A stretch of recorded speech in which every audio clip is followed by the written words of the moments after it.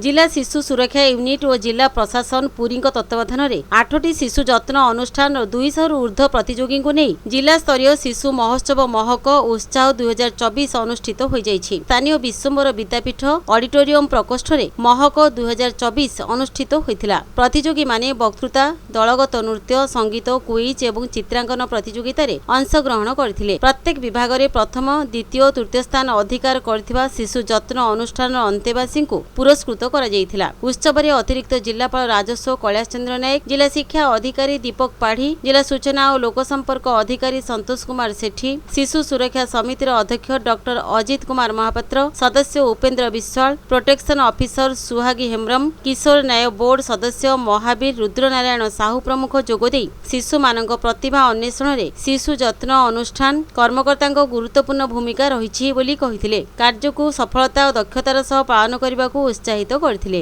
जिला शिशु सुरक्षा यूनिट और चाइल्ड हेल्पलाइन और समस्त शिशु जत्न अनुष्ठान कर्मकर्ता कार्यक्रम में सहयोग करथिले।